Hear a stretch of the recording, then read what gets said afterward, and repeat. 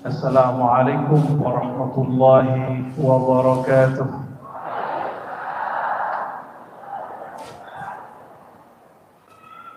Semangat? Aneh ya, maulid kok di pasar. Alhamdulillahilladzi ja'alana min ummati sayyidina Muhammad sallallahu alaihi wasallam. Asyhadu an la ilaha illallah wa asyhadu anna Muhammadan abduhu wa rasuluh.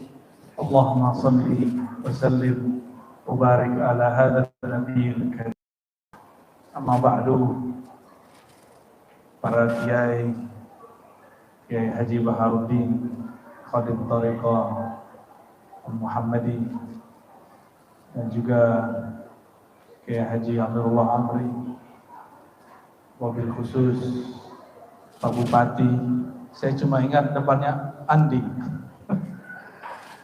Semoga Pak Bupati dan Ibu Wakil diberkahi kepemimpinannya, diberi cahaya amanah dan cahaya keadilan. Amin ya rabbal alamin. Dan semua wakil-wakil rakyat, ini saya senang sekali wakil rakyat datang. Ini bukan pencitraan, tapi memang mereka cinta Rasulullah SAW. Ini beliau ini ustadz juga ini ya. Dan juga kalau beliau ini ulama plat putih, beliau ini plat merah ini. Para aparat semua anggota, saya tidak sebutkan satu persatu. Alhamdulillah dari awal dakwah sampai sekarang masih bersamai. Semoga Allah berkahi. Wabil khusus yang di depan saya, yang sudah duduk atau yang berdiri, semoga lelahnya Allah ganti dengan ridha. Amin ya rabbal alamin. Karena di mall tidak usah berat-berat ya kajiannya. Ada satu ayat, itu silakan dicek para hafiz, itu surat apa. Qalu, mereka berkata, An-Nur ya, ma lihadzal rasul. Ada apa ini? Apa-apaan nih Rasul ini? Maksudnya Rasulullah yamshi fil aswaq. Kok jalan-jalan di pasar, di mall? Ya, mungkin kalau yang tinggal di Jakarta, ketemu Ustadz, ketemu saya, ketemu siapapun, saya nggak begini kalau ke mall, ya pakai baju kaos. Ya, kecuali, jadi ini pertama kali masuk mall pakai jubah, pakai gamis. Awal marrah. Pertama kali masuk mall pakai gamis ini Pak Bupati. Berkat bid'ahnya Pak Bupati ini.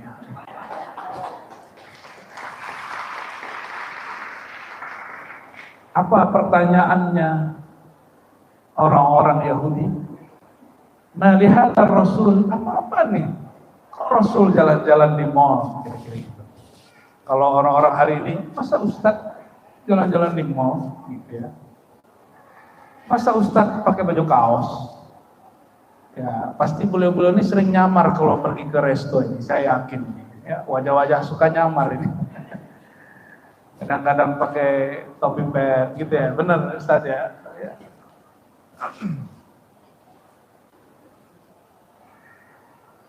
Coba kalau saya sulit menyamar karena ada tandanya. Jadi orang kalau lihat walaupun pakai baju kaos, lihat dulu dari kanan, lihat dulu dari kiri. Oh ada tandanya berni arroz gitu. Jadi udah nggak bisa nyamar, udah nggak sempat nyamar atau maksiat. Puji syukur kepada Allah, ini nikmat paling besar.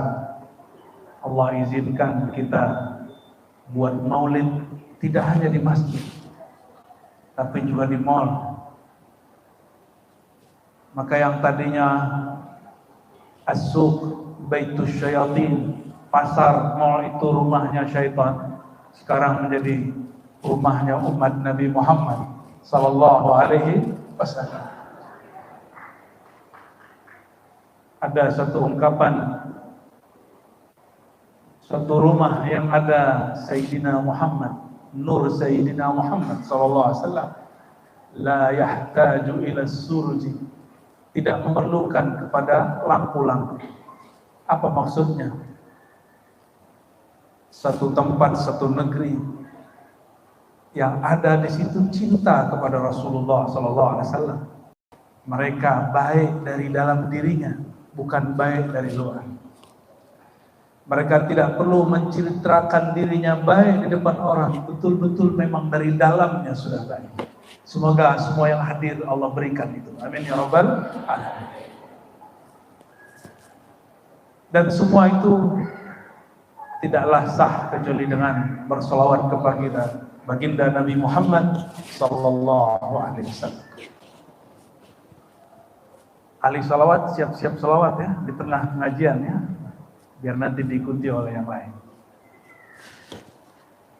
Suatu kali Nabi Muhammad sallallahu alaihi wasallam beliau pergi ke pasar. Sampai di pasar, ini pasarnya di situ ada pasar wilayah kuda, ada pasar bagian onta, ada pasar makanan. Beliau masuk ke pasar tempat orang jual kuda. Sampai di tempat itu, yang jual kuda Arab Badui, beliau menawar harga, deal satu harga. Ketika hendak membayar, tiba-tiba ada orang nawar, ini harga berapa? Maka dia naikkan harganya 2 kali lipat dari harga yang Nabi tawar, yang sudah deal. Lalu Arab Badui ini membatalkan sepihak apa yang telah deal dengan Rasulullah SAW. Apa kata Arab Badui? Saya tidak pernah bertransaksi dengan Anda. Anda emang siapa? Akhirnya Nabi SAW menggunakan haknya sebagai pembeli. Maka beliau bertanya, wahai orang-orang di pasar, adakah kalian yang bersaksi? Aku telah deal dengan si Arab Badui. Tidak ada satupun. Tidak ada satupun. Karena pasar dikuasai Yahudi. Dan banyak Arab Badui. Akhirnya Nabi bertanya lagi, wahai orang-orang di pasar, adakah kalian yang bersaksi? Tiba-tiba ada sahabat namanya Khuzaimah bin Thabit. Dia tidak hadir. Dia cuma lihat kenapa Rasulullah kemudian berteriak, bertanya siapa yang jadi saksi. Maka dia angkat tangan. Saya wahai baginda. Lalu Khuzaimah mengatakan, aku saksi engkau benar. Beliau tidak mengatakan aku saksi bahwa engkau telah deal.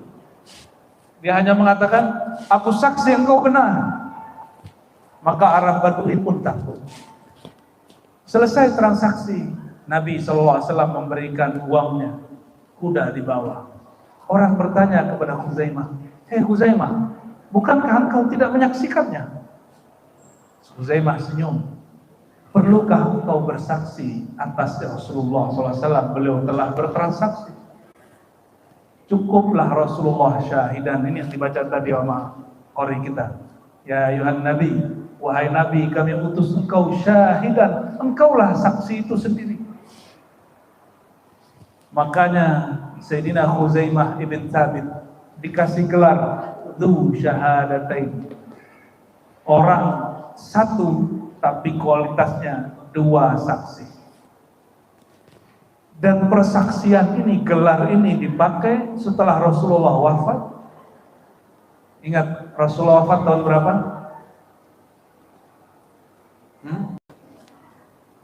Ayo. Rasulullah wafat tahun berapa? Tahun. Ada yang hafal? Makanya wajib buat maulid. Kata Abu Said Muhammad Alawi al-Maliki, Muhaddits al-Haramain, guru Rusaifah, apa kata beliau? Jika mengajarkan membuat maulid itu membuat umat mengerti siapa Sang Muhammad, maka wajib maulid. Semoga siapapun pemimpinnya nanti selalu mengagendakan maulid. Tapi kalau boleh usul, mulai dari tanggal 1 sampai 12 dibuat festival Maulid Nabi SAW. Siapa Bupati? Gimana Pak Wakil Rakyat? Mulai dari tanggal 1, dan ini sudah dilakukan oleh Kalsel. Kalimantan Selatan. Kalimantan Selatan yang pertama buat secara selevel provinsi, maulid mulai dari malam pertama, Rabiul Awal sampai 12, bahkan lebih sampai ke 14. Cuma sayang, karena undangan saya ke pelosok-pelosok, gak sempat hadir, padahal janji hadir. Bagaimana? Siap Pak Bupati, Pak Wakil Rakyat semua, tolong diingatkan tahun depan, buatkan festival maulid, mulai dari sholawatan, lomba hadrah, kalau perlu undang orang-orang yang simpan barang-barang yang berkaitan dengan baginda, atau orang-orang yang punya sanad Nabi Sallallahu Alaihi Wasallam, datangkan mereka setiap malam. Siap ya? Tahun depan, gak usah pikirin dananya Pak Bupati. Orang kalau niat buat maulid ada aja dananya. Ya, insya Allah. Kalau iya, ini tempat yang kedua setelah Kalimantan Selatan. Brunei, tahu Brunei? Brunei itu punya 3 perayaan besar. Satu, Hari Raya Idul Fitri. 2, hari lahirnya Sultan Hasan al-Bolkiah. Yang ketika lebih besar lagi, hari lahirnya Sayyidina Muhammad Sallallahu Alaihi Wasallam. Makanya Allah berkahi itu negeri Brunei, walaupun negaranya kecil, tapi mereka mendapat keberkahan berlimpah. Mau Maros diberkahi? Hidupkan maulid. Maka orang nanti akan bekerja dengan cinta. Nanti orang berpolitik dengan cinta. Berpolitik itu fardu kifayah. Maka kita bersyukur masih ada beliau-beliau yang mau politik. Bayangkan di Sudan itu ada fatwa tidak boleh nyoblos. Akhirnya Sudan pecah 2 jadi Ethiopia dan Sudan. Karena diimpor fatwa dari negara sebelahnya bahwa berpolitik nyoblos itu haram. Berpolitik itu haram, najis. Akhirnya sebagian ulama memfatwakan begitu dan umatnya tidak mau. Pecah sekarang. Sudahlah pecah. Hari ini jenderal dengan jenderal perang. Negeri kita Indonesia termasuk negeri paling damai untuk urusan seperti itu. Alhamdulillahirabbil alamin.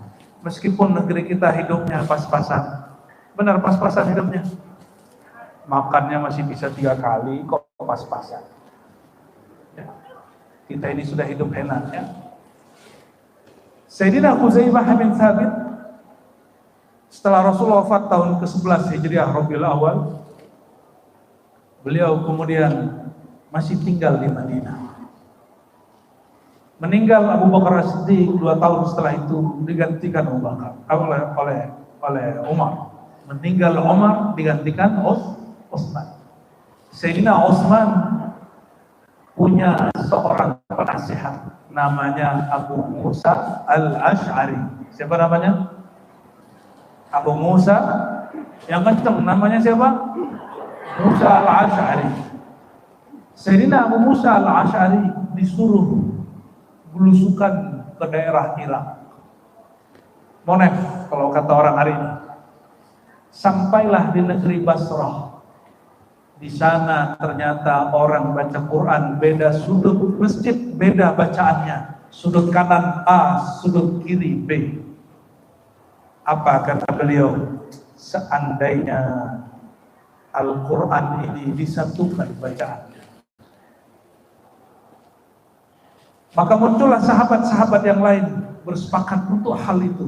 Kembalilah mereka, Huzaifah al-Yamani dan Abu Musa al-Asy'ari dan sahabat-sahabat lain kembali ke Madinah.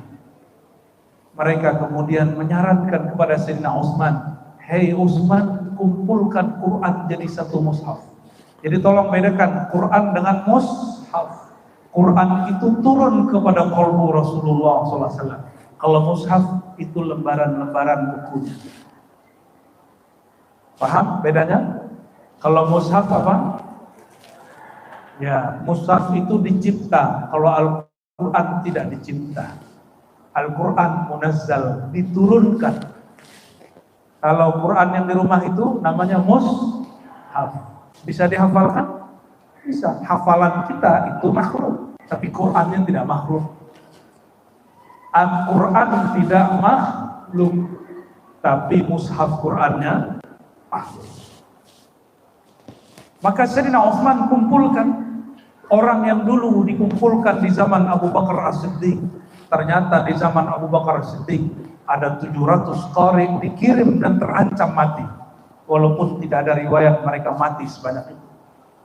Ketika mereka dikirim untuk perang, 700 para qurra, para hafiz ini, kata Sayyidina Umar, ya Abu Bakar, wahai Abu Bakar Khalifatul Rasul, pengganti Rasulullah, jika mereka yang 700 itu mati, nanti generasi setelah kita mungkin tidak baca Quran. Ayo kumpulkan Quran. Kata siapa? Sayyidina Umar. Apa jawaban baginda? Apa jawaban Sayyidina Abu Bakar? Hal taf'al ma lam yaf'alhu Rasulullah sallallahu alaihi wasallam. Hei Umar, apakah engkau akan melakukan yang Nabi tidak buat? Berarti dalam pikiran Abu Bakar apa? Hei Umar, apakah engkau melakukan hal yang bid'ah? Dalam pikiran Abu Bakar, bid'ah itu yang Nabi tidak buat. Tapi dalam pikiran Umar, tidak begitu wahai Abu Bakar. Bid'ah itu bukan seperti itu. Maka diceritakan oleh Umar, ini begini. Nanti kitab suci yang dulu begini, kitab yang akhirnya syarah Allah sutrahu. Dada Sayyidina Abu Bakar dibukakan Allah, maka dia menyepakati usul Sayyidina Umar. Apa kata Sayyidina Umar? Hei Abu Bakar, jika mereka mati, maka tidak ada lagi umat setelah kita baca Quran. Karena bid'ahnya Umar, maka sampailah Quran ke dalam handphone kita masing-masing. Ada Quran di handphonenya? Itu kalau nggak dihisap nanti itu berat ya. Ya, walaupun jarang buka, minimal download lah Qurannya. Ya, sudah punya? Ya, biar nanti smartphone-nya bangga. Aku ini ada Qurannya. Betapa canggihnya smartphone, dalam 5 menit tidak sampai Quran bisa di-download. Sanggupkah download Quran 5 menit di dalam hati? Yang tidak bisa dilakukan smartphone satu, smartphone tidak bisa mikir. Smartphone nggak ada perasaan. Kita ini walaupun tidak sanggup mendownload Quran di dalam kolbu, tapi kita punya rasa terhadap Quran. Pernahkah melihat smartphone, handphone nangis baca Quran? Hah? Tidak pernah. Tapi kalau orang kenal Allah baca bismillah bisa nangis. Tapi saya curiga nanti yang duluan masuk surga smartphone-nya. Kenapa? Mau tidur pengantarnya juz amma, setel di handphone, betul? Jadi yang baca Quran siapa? Smartphone-nya, dianya cuma dengar. Ya lumayan. Tapi dulu yang nanti masuk surga, nah itu tuh yang antum pegang itu.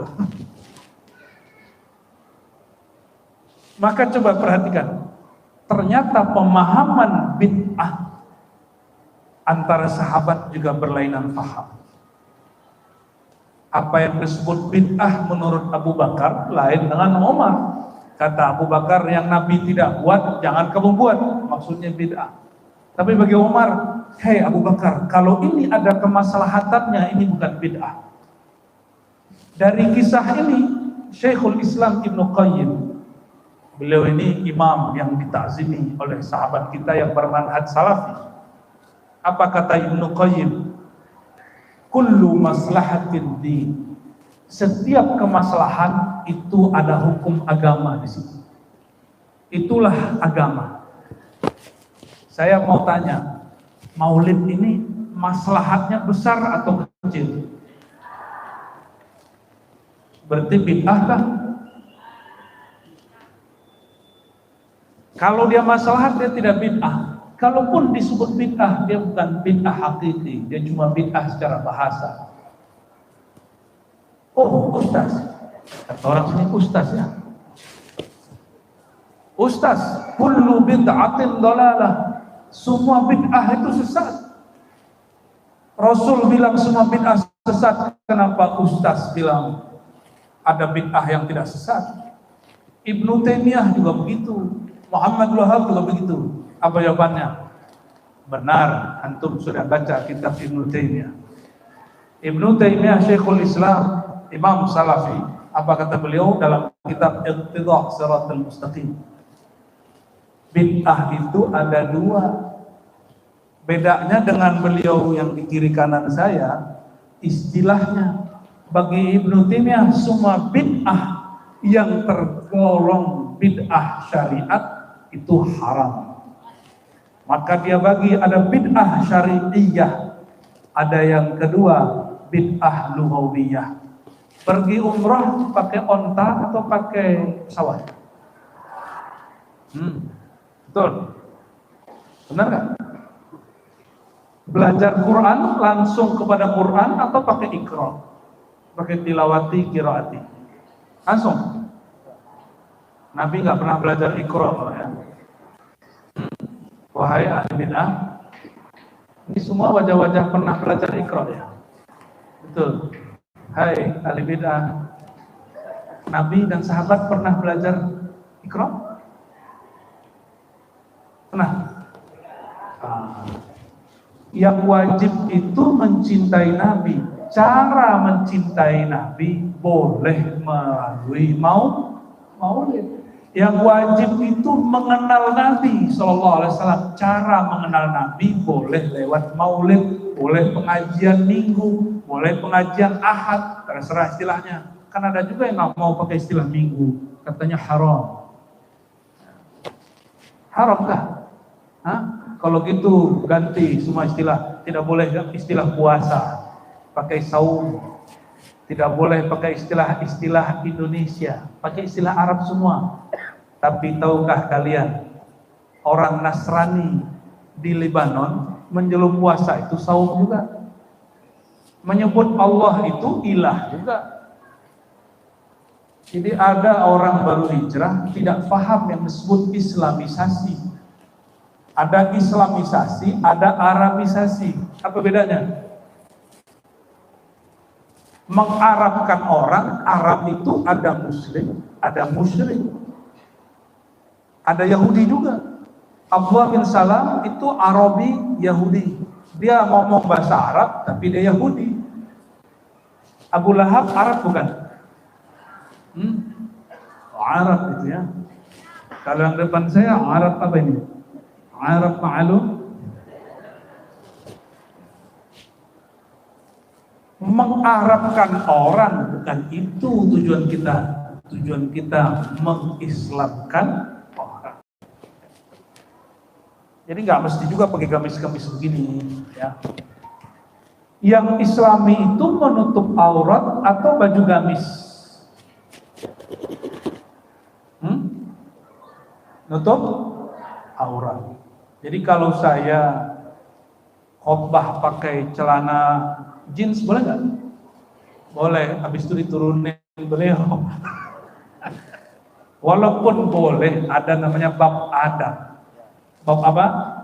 Bab adab. Nah, adab ini tergantung budaya tempatan. Ikutilah. Ya.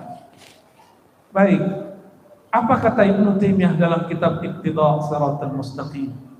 Ada bid'ah lughawiyah. Tidak ada di zaman Rasul, ada di zaman ini. Contohnya apa? Tadi Iqra. Pergi haji dengan Nabi dulu pergi haji pakai paspor kan? Antri 10 tahun kan? Ini beliau kan yang bikin kita antri, ini kan beliau nih Pak ya. Ya, ini ahli bid'ah ini.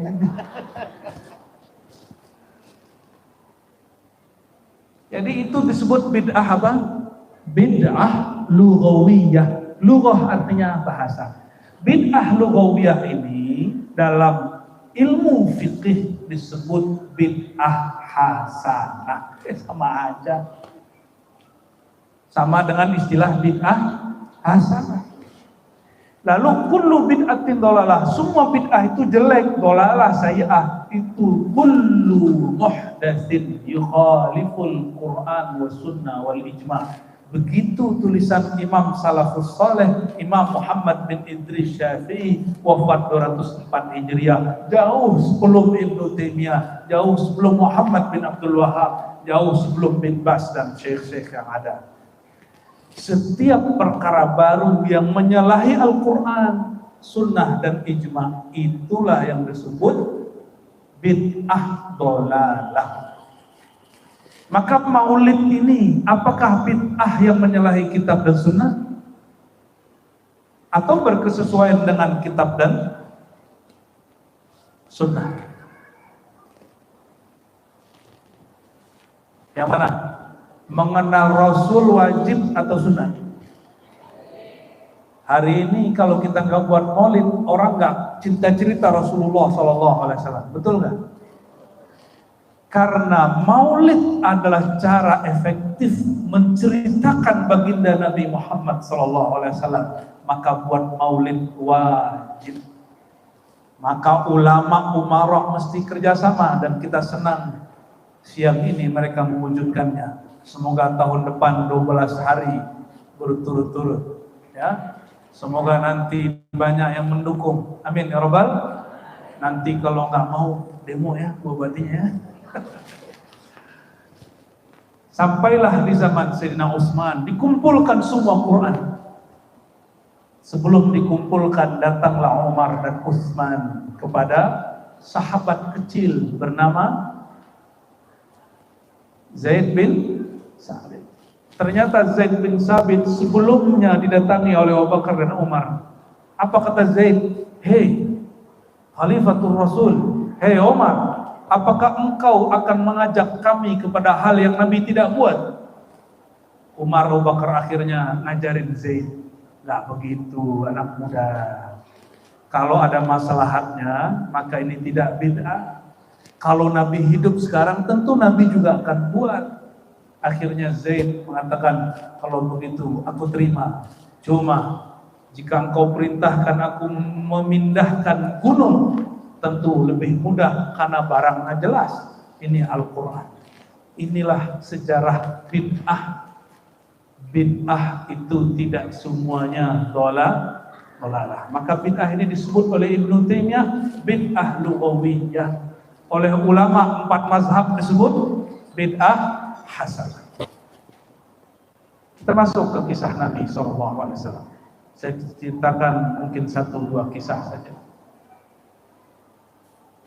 Satu kali baginda Nabi Muhammad SAW berjalan dengan Sayyidina Jabir. Yang nggak percaya mungkin sebut ini dongeng. Nabi ini pemalu. Kalau buang air kecil pasti di tempat yang tidak dilihat orang. Ini sering saya kisahkan di setiap maulid, dan kisah favorit yang saya ceritakan. Mungkin sudah pernah dengar online-nya, sekarang offline-nya. Sayyidina Jabir mengatakan, ketika kami sampai di suatu desa, jadi Nabi ini suka belusukan. Ketika kami sampai di suatu desa ada lembah, dilihat tidak ada tempat untuk buang air kecil. Maka beliau mengatakan kepada sahabat ini, hei Jabir, itu ada pohon. Coba perhatikan, Nabi berbicara kepada Jabir, hei Jabir, itu ada pohon kurma, suruh dia datang ke sini. Masuk akal nggak? Masuk akal nggak? Nggak masuk akal. Akalnya masih kurang cerdas.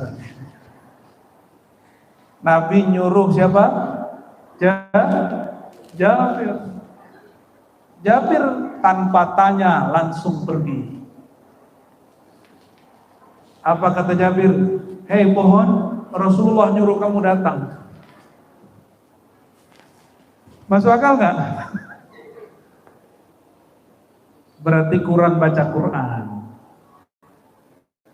Wa in min syai', tidak adalah sesuatu kecuali yusabbih, bertasbih.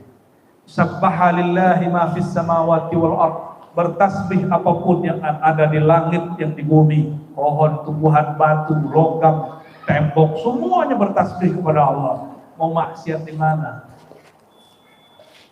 Mau maksiat di mana? Akhirnya pohon kira-kira gerak nggak?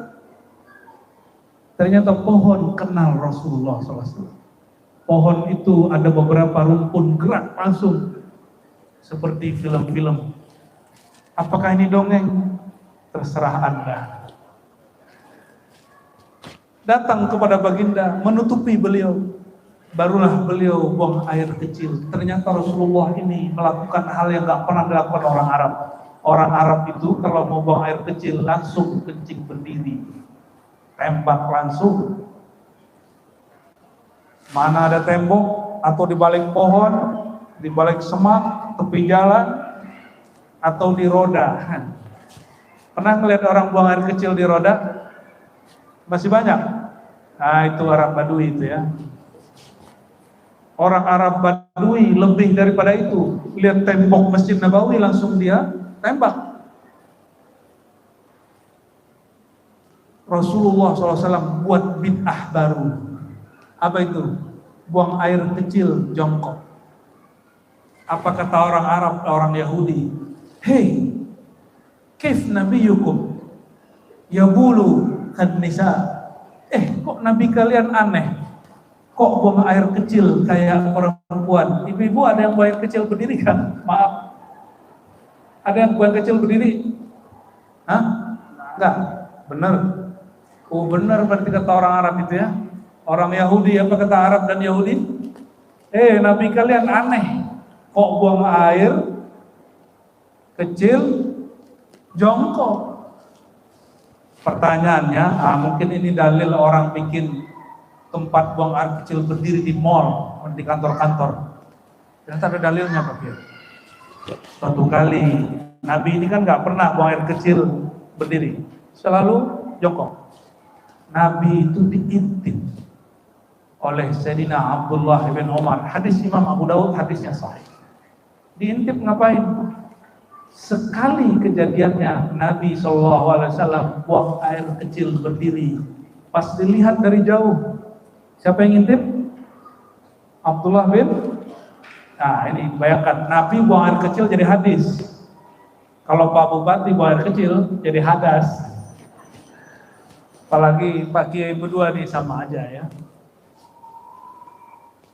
Cara Nabi buang air kecil itu kemudian didiskusikan Sayyidina Abdullah bin Umar. Apa katanya? Hei, ada kabar baru. Tukang intip nih. Rasulullah melakukan hal yang baru, buang air kecil. Ternyata itu antara rumah sempit ada sampah, ada tebing sedikit. Karena beliau khawatir percikannya mengenai tubuhnya, kainnya, maka beliau berdiri. Coba perhatikan, Nabi melakukan hal yang ganjil jadi hukum. Kira-kira kalau para ustaz ini melakukan hal yang ganjil jadi hukum nggak? Tidak. Tapi kalau Nabi buat yang ganjil jadi hukum. Nabi mengatakan makan minumlah duduk. Satu kali Nabi pernah minum air Zam-Zam berdiri, kata Sayyidina Ali. Wa syariba ma'a Zamzam wa huwa qa'imun. Hadis terjadi. Nabi minum air Zam-Zam sedang berdiri. Kayaknya ini dalil orang nge-mall minum air berdiri. Tapi jangan sering-sering ya. Itu bahaya. Jangan sering-sering minum berdiri. Nabi SAW suka keluar masuk pasar. Kadang menemani istrinya, karena istrinya suka jual beli. Sampai hari ini ibu-ibu suka jual beli nggak Bu? Suka lihat-lihat, katanya cuci mata. Mau saya cuci matanya?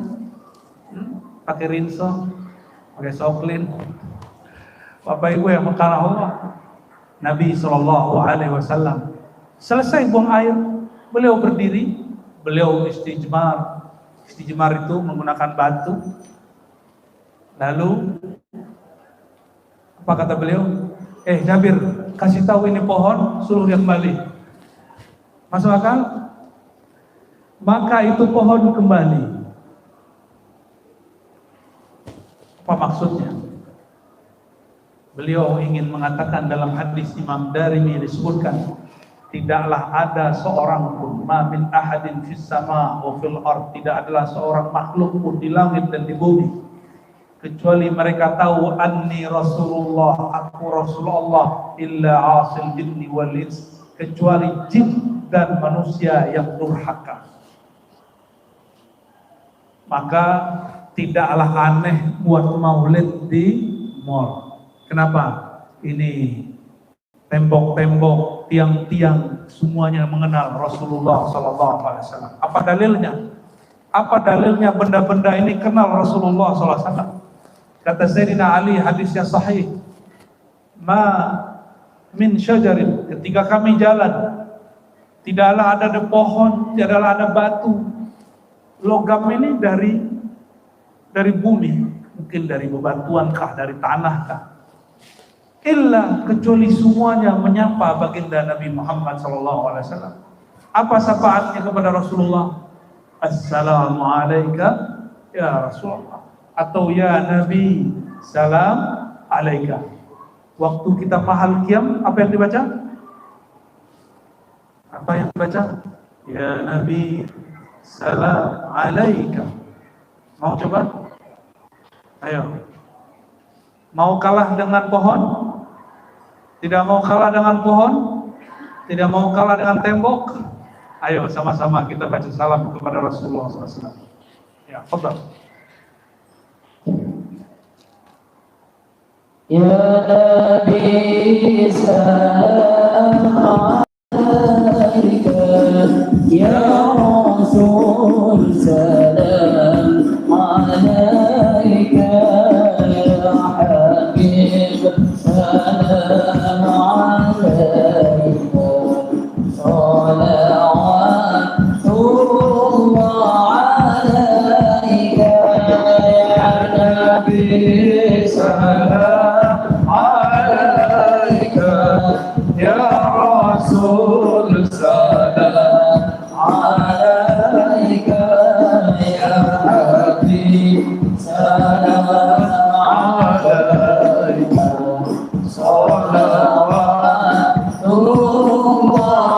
alaika, asyraqal badru alaina, akhtabat fihi nurun, inna husni ma'ai, qultu ya wajah as-surur, ya Nabi salam alaika, ya Rasul salam alaika, ya Habib salam alaika, salawatullah alaika. Alhamdulillah. Udahan? Ceramahnya udahan. Lanjut. Siapa yang mengkabarkan itu? Sayyidina Ali. Ternyata sahabat Sayyidina Ali, min karamatihi ay yasma salam al-hadar wa syadar lin Nabi SAW. Salah satu keramatnya sahabat Nabi yaitu Sayyidina Ali. Dan begitu juga Jabir, mampu mendengarkan pohon ucapkan salam. Ada yang bisa mendengarkan pohon ucap salam? Saya yakin walaupun Kiai Baharuddin itu seorang mursyid, kalau malam-malam ada pohon ucapkan salam, kabur juga. Walaupun Pak polisi ini berpangkat, semua bawahannya macam siap, tapi kalau ada pohon pisang baca salam, pasti dikira pocong. Kabur juga pastinya. Alam bawah sadar, hantunya orang Indonesia pocong. Orang Arab itu lebih horor daripada orang Indonesia. Makanya ruqyah itu berkembang pesatnya di Saudi. Di sini nggak terlalu. Orang sana itu lebih dulu buat pusat pemberantasan sihir daripada KPK. KPK baru-baru beberapa tahun ini. Allahumma sholli wa sallim wa barik alaihi. Apa keramatnya Sayyidina Ali? Mampu dengar salamnya pohon. Nanti di akhir zaman, bahkan sekarang, akan ada kekasih-kekasih Allah, Allah izinkan mendengar salamnya alam semesta. Oke, yang umum, yang belajar matematika, pernah dengar Pythagoras? Pythagoras? Bacanya sebenarnya Pythagoras. Pythagoras ini terhubung kepada Nabi Sulaiman. Baru dengar? Pythagoras yang mengajarkan rumus apa? Segitiga? Oke, segitiga apa? Udah lupa semua kayaknya dulu matematikanya 4. Pythagoras yang menciptakan ilmu matematika itu diizinkan Allah karena dia setiap hari puasa, tidak makan yang bernyawa, dan dia hanya makan sayur-sayuran. Hatta kacang yang bikin asam urat dia nggak makan. Maka dia sehat, setiap hari mengamalkan syariat Nabi Sulaiman. Allah berikan ketajaman kolbu. Dia mendengar tasbihnya bulan, bintang, matahari. Kisah ini bukan kisah, berita ini ditulis oleh Imam Syahrastani dalam kitab Al-Milal wan Nihal, bahwa ini betul terjadi. Padahal dia bukan sahabat Nabi Muhammad SAW, tapi ada sebelum Nabi Muhammad SAW. Jadi ilmu-ilmu yang kita pelajari hari ini, dulu yang buat kekasih-kekasih Allah. Ini pakai kacamata, pada pakai kacamata. Kamera-kamera dulu kalau kamera gede-gede, sekarang kamera cukup pakai. Siapa yang menemukannya? Ibnul Haytham. Ibnul Haytham lah yang menemukan teori wali Allah di zamannya. Kembali kepada kisah Nabi SAW. Apa dalilnya bahwa benda-benda ini bertasbih? Ini kisah terakhir yang saya mau sampaikan. Sering kita baca, sering kita dengar. Nabi SAW didatangi oleh sahabat dari negeri Rum yang bisa membuat mebel. Nabi tadinya kalau mengajar hanya pakai mimbar kecil untuk sandaran dia. Itu pun dibuat orang Arab ala kadarnya, karena orang Arab tidak punya peradaban mebel. Akhirnya datang orang dari Rum. Orang Rum ini ukirkan mihrab untuk baginda Nabi Muhammad SAW. Maka pindahlah baginda Rasulullah SAW ke atas mihrab yang baru. Pindah di mihrab yang baru. Semua sahabat dengar bahwa mimbar yang lama, kayunya yang sangat tua dan pas-pasan, hanna haninakal ba'id, menangis seperti menangisnya anak onta kecil. Maka Nabi SAW turun, diusap-usap itu pohon yang dianggap mati.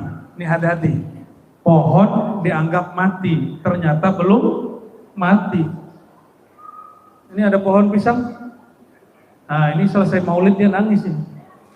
Cuma nggak kedengaran sama kita karena telinganya baru telinga ini, belum punya telinga yang lain. Telinganya harus di-upgrade dulu, pakai Android baru. Akhirnya Nabi SAW mengusap-usapnya. Wahai kayu tua, engkau pilih jadi sandaranku atau masuk surga. Pilih mana? Dek, kamu kalau ditanya gitu jawabnya mana? Masuk surga atau jadi sandaran Nabi di dunia? Surga? Pengen kawin ya? Kalian surganya surga seksual, surga syahwat. Maka betul, jannatus syahwat, surga itu ada dua, ada surga syahwat, kawin, makan, rekreasi. Dan di pasar, ibu-ibu, mal-mal di surga lebih gagah dari mall ini.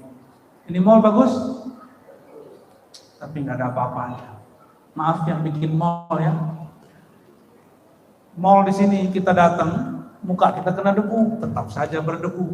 Kalau mall di surga, orang datang wajahnya ganteng 70%, pulang dari mall surga gantengnya jadi 700%. Jadi debu-debu yang ada di mall, parfum-parfum yang dihembuskan di mall, itu jadi pembersih wajahnya orang yang pergi ke mall. Mall surga, suqul jannah. Masuk surga? Mau? Jadi kalian pengen masuk surga? Pengen punya istri 100 ya? Ada hadis, kalau orang jihad fisabilillah, istrinya 72. Pilih mana? Punya istri 72 atau jadi teman Rasulullah SAW? Hah? Punya istri banyak di sana, tapi nggak ketemu Rasul. Kalau ketemu Rasul, pasti dapat istri. Di sono tenang bu, nggak ada cemburu. Mumpung masih boleh cemburu di sini, cemburu di sini aja ya. Cemburu nggak? Cemburu di sini masih boleh. Di sana cemburu dicabut. Udah nggak ada cemburu. Itu kayu ditanya, karena si kayu nggak pernah punya akal. Wahai kayu tua, kau pilih jadi sandaranku atau masuk surga? Apa jawaban dia? Masuk surga wahai baginda. Bisa jawab itu kayu. Gimana?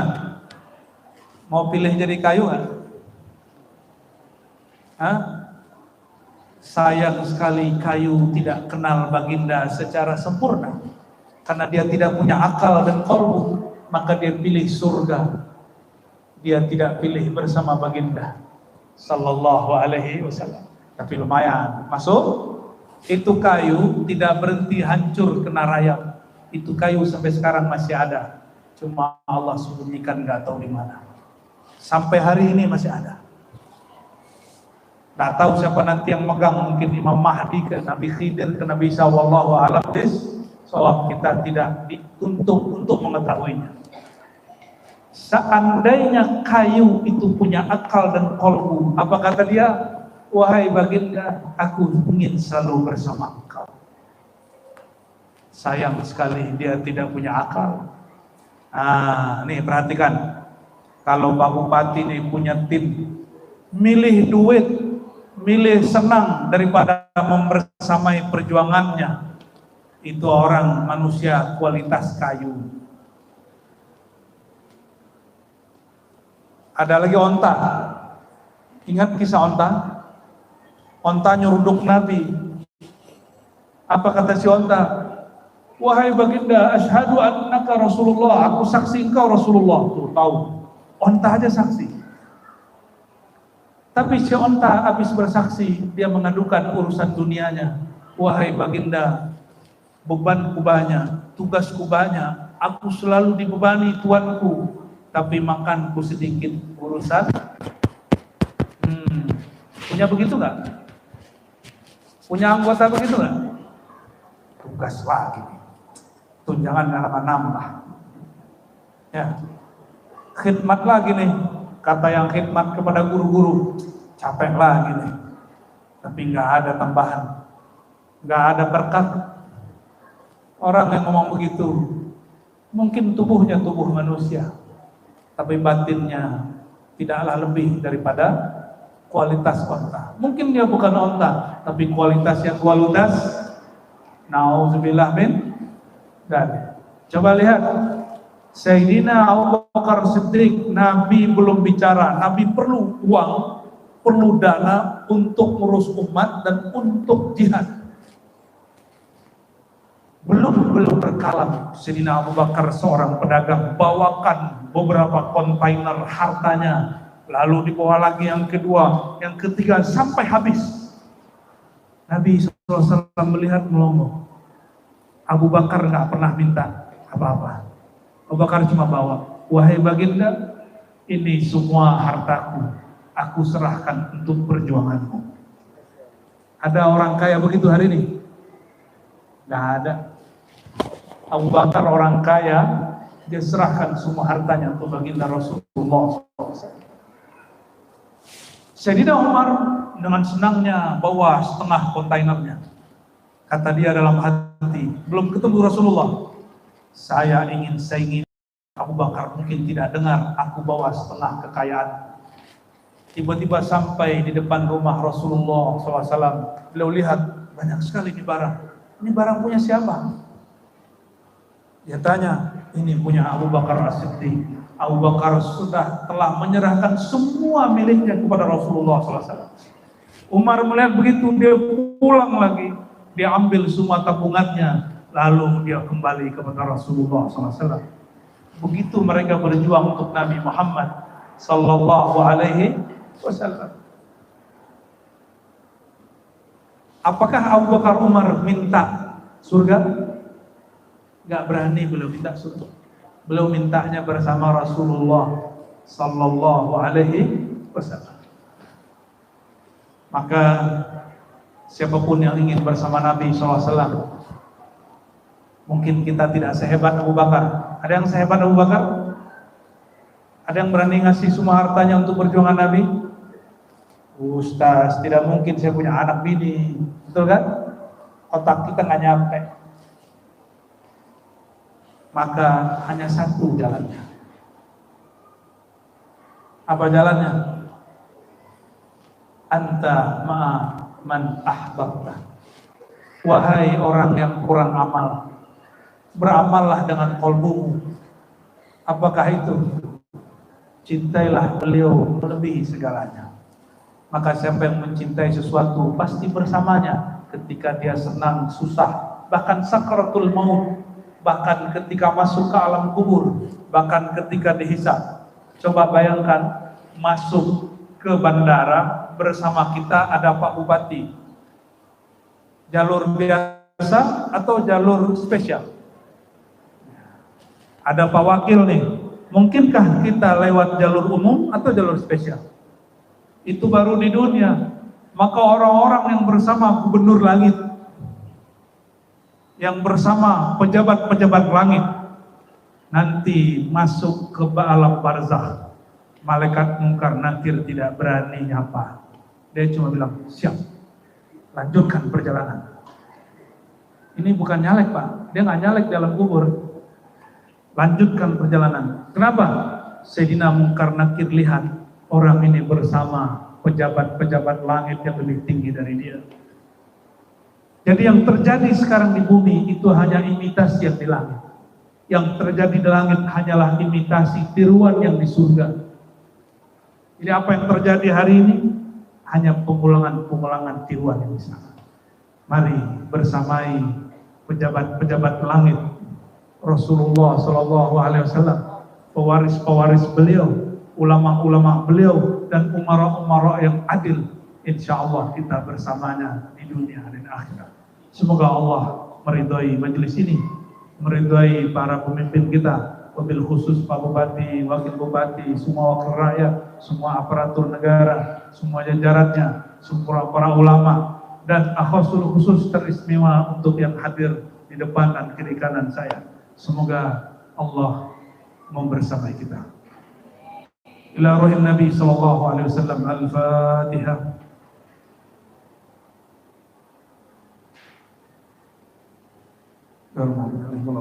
Amin. Salawat Jibril. Inna Allah wa malaikatahu